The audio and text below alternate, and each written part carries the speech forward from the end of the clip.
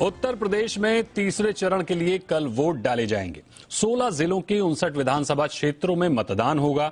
वहीं पंजाब में भी कल 117 सीटों के लिए मतदान होने वाले हैं। इस खबर पर उत्तर प्रदेश के करहल से हमारे साथ जुड़ रही हैं सपना शुक्ला और अमृतसर से जुड़ रहे हैं अमित भारद्वाज और बर्ड फ्लू मामले पर मुंबई के ठाणे से जुड़ रही हैं रुचा वजह।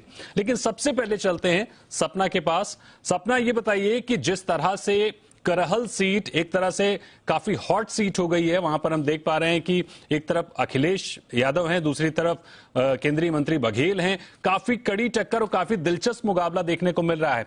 वहां की ग्राउंड रियलिटी क्या है, लोग किस तरह से रिएक्ट कर रहे हैं?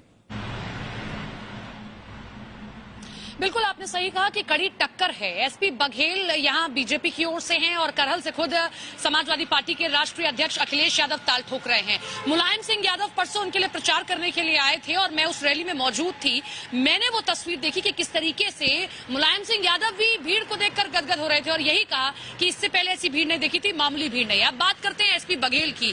केंद्रीय राज्य मंत्री हैं लेकिन बावजूद इसके गली गली गांव गांव घूम रहे हैं। देखिए, कई चुनाव ऐसे होते हैं जिसमें आप अगर विरोधी को कड़ी टक्कर भी देते हैं, आप उसकी जीत को मुश्किल भी बना देते हैं, तो भी ये कहीं ना कहीं आपकी जीत ही होती है। आप देखिए कि मुख्यमंत्री योगी आदित्यनाथ कल आए थे, जब आखिरी दिन था चुनाव प्रचार करके गए। मैनपुरी में करहल सीट पर भी आए। उसके बाद हमने देखा कि अमित शाह भी आए थे, केशव प्रसाद मौर्य भी आए थे। तो बीजेपी ये सोचकर तो नहीं बैठी है क्योंकि अखिलेश यादव का गढ़ है लिहाजा हम कोशिशें नहीं करते हैं। पुरजोर कोशिशें की जा रही हैं। जो मैंने पहले भी कहा कि देखिए, किसी की जीत अगर आप मुश्किल भी बना देते हैं तो वो भी कहीं ना कहीं आपकी जीत होती है। अब हम बात करते हैं समाजवादी पार्टी की। समाजवादी पार्टी के लिए मुश्किल तो नहीं है लेकिन उतना आसान भी नहीं है। अगर सामने वाला व्यक्ति आपको उतनी टक्कर दे रहा है, हम लोगों की बात करते हैं, ये निश्चित तौर पर नेताजी का गढ़ है, ये समाजवादी पार्टी का गढ़ है। मैनपुरी करहल से ही उन्होंने अपनी राजनीति की शुरुआत की थी, लिहाजा यहाँ के बच्चे बच्चे की जुबान पर समाजवादी पार्टी अखिलेश यादव होता है। उत्साह दिखाई दे रहा है लोगों में भी।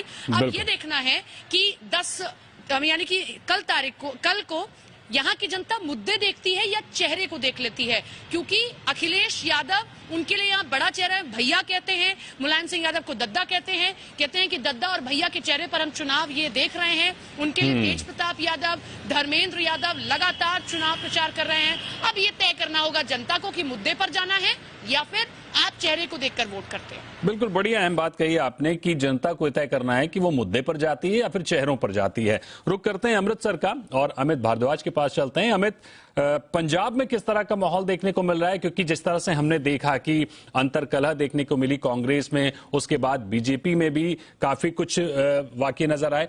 रिसेंटली कल कांग्रेस ने अपना घोषणा पत्र जारी किया है।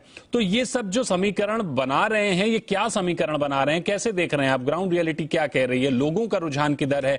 मुद्दे वहां हावी हैं या फिर वहां पर भी चेहरों पर लोगों की नजर है? पूरे देश में अगर कोई चुनाव बहुत ज्यादा मुश्किल लड़ा जाएगा उम्मीदवारों की तरफ से तो वो पंजाब का है, क्योंकि हर बार जो है ये मंत्री, ये विधायक लोगों को अपने माया जाल में फंसा लेते हैं, लेकिन इस बार पंजाब की जनता उस माया जाल में नहीं नजर आ रही है। पंजाब के उम्मीदवार परेशान हैं क्योंकि सही आंकड़े जो है उनको नहीं मिल पा रहे कि कौन उनकी तरफ है कौन नहीं, क्योंकि जनता बिल्कुल साइलेंट है। इस बार बहुत ज्यादा साइलेंट वोटर है और वो अपनी बातों को नहीं खोल रहा है, क्योंकि पंजाब की जो तकलीफें हैं, जो दुख है, उसको जो सुलझाने का एक प्रोसेस था वो आज तक जहां पर राज करने वाली पार्टियों ने नहीं किया। तो उसको लेकर बड़े सारे मुद्दे हैं। मैं पहले बता दूं कि नशा, जो पूरी दुनिया जानती कि पंजाब जिस तरह से नशे में घिरा हुआ है, अभी एक रिपोर्ट है जो जी मीडिया नेटवर्क के पास एक्सक्लूसिव रिपोर्ट जो है उसमें ये सामने आया है कि जो HIV की जो सबसे ज्यादा केसेस हैं 30% से ज्यादा पूरे देश में, वो यही प्रदेश में है। और इसका एक डेटा भी हमारे पास मौजूद है, ऑथेंटिक डेटा RTI पे मिला है और उसमें ये कहा गया है कि जो नीडल, जो सिरिंजेस यूज करते हैं ड्रग एडिक्ट्स, उसके जरिए जो है ये पूरा ड्रग जो लेने के बाद उनको HIV पॉजिटिव पाया गया है। ऐसे 30% से ज्यादा जो है वो आंकड़े सामने आ रहे हैं। दूसरा मुद्दा यहाँ पर जिस तरह की पीछे इंसिडेंट हुए कि बेअदबी का बहुत बड़ा मुद्दा था। बड़ा भावुक है पंजाब का वोटर, लेकिन उसको हल्की सी चोट लगती है तो वो काफी खफा भी हो जाता है। उसे मालूम है कि किस तरह से जो है अपनी बात को रखना देखना है। किसान आंदोलन का काफी ज्यादा इफेक्ट पड़ा था, लेकिन अभी वो नजर नहीं आ रहा है क्योंकि पार्टियां जो हैं वो राजनीति में लग गई हैं, मेन मुद्दों से जो है वो हट गई हैं। हालांकि यहाँ पर सबसे बड़ी एक चीज रही है कि अगर केंद्र सरकार में जो पार्टी है वो स्टेट में नहीं होती और स्टेट में जो पार्टी होती है वो केंद्र में नहीं होती, ये बहुत बड़ा नुकसान जो पंजाब को हमेशा झेलना पड़ा है। इस बार वोटर डिसाइड करेगा कि किस तरह से उनको चुनना है, क्योंकि वोटर साइलेंट है, उम्मीदवार परेशान है, 1300 से ज्यादा उम्मीदवार हैं, लेकिन किसी को भी ये समझ में नहीं आ रहा है। अब मैं इसके लिए बता भी देता हूं कल क्या हुआ कि प्रचार बंद होने के बाद मुख्यमंत्री फिर भी प्रचार करते रहे, जानते हुए कि ये जो है वो ठीक नहीं है, गैर कानूनी है। उसके बाद एफआईआर भी आज दर्ज हुआ, जी मीडिया ने वो पूरी कवरेज दिखाई, उसके बाद एफआईआर आज सुबह दर्ज हो गया। तो आप देखिए कि कितनी ज्यादा जो है वो लोग उनको कितना ज्यादा इनसिक्योरिटी हो रही है। बिल्कुल बेचैनी है जो नजर आ रही है कि प्रचार थमने के बाद भी नेता प्रचार में जुटे हुए। सपना शुक्ला, एक बार और आपके पास आएंगे और समझना चाहेंगे कि करहल के जमीनी मुद्दे क्या हैं। चेहरे और मुद्दों की बात बिल्कुल ठीक है, लेकिन जमीनी मुद्दे हैं क्या? क्योंकि चेहरों पर तो चुनाव बड़े लंबे समय तक लड़े जाते रहे हैं। करहल की विधानसभा की अगर हम बात करें, क्योंकि पिछले लंबे समय तक समाजवादी पार्टी वहां पर रही थी, पिछले चुनाव में भाजपा ने वहां पर अपना कद मजबूत किया, कद बढ़ाया है। इस बार माहौल क्या है और मुद्दे क्या है? दीपक, देखिए, जैसा कि मैंने पहले भी कहा और हम सब भी जानते हैं, करहल, मैनपुरी, जसवंत नगर ये गढ़ है समाजवादी पार्टी का। जसवंत नगर से शिवपाल यादव लगातार जीत हासिल करते रहे हैं जब से उन्होंने चुनाव लड़ना शुरू किया। करहल सीट पर लगातार साइकिल चलती रही है। अब इन गढ़ों में, अब इन सीटों पर जो भी मुद्दे समाजवादी पार्टी रख रही है, लोग उन मुद्दों को लेकर चलते हैं। अब मैं आपको बताती हूँ कि जैसे सड़क की बात करते हैं, लोग ये कहते हैं, हम जब बात करते हैं मुद्दों की तो उनसे पूछते हैं तो वो ये कहते हैं कि देखिए, एक तस्वीर बनाने की जो समाजवादी पार्टी ने कोशिश की, उसमें कहा जाता है कि जब तक समाजवादी पार्टी की सरकार थी तब तक इस इलाके में काम हो रहा था, सैफई में मेडिकल कॉलेज में काम हो रहा था, स्टेडियम में काम हो रहा था, एयरपोर्ट के लिए काम हो रहा था, लेकिन जैसे ये सरकार गई यहां पर काम होना बंद हो गया। ये आईना, ये तस्वीर दिखाने की कोशिश समाजवादी पार्टी की ओर से की गई, क्योंकि वो जानती है ये गढ़ है।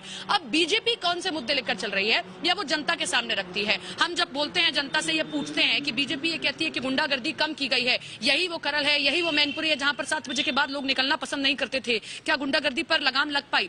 तो लोग उस पर भी बातचीत करते हैं। जमीनी मुद्दे जो मैंने देखे, ग्राउंड जीरो पर 3 दिन से यहां मौजूद हूं, उससे पहले भी आई थी, यही कि सड़क तो है लेकिन बेहतर स्वास्थ्य सेवाएं हो सकती थी सैफई मेडिकल कॉलेज के जरिए, वो नहीं है। शिक्षा की असुविधाएं दिखाई देती हैं, अव्यवस्थाएं दिखाई देती हैं।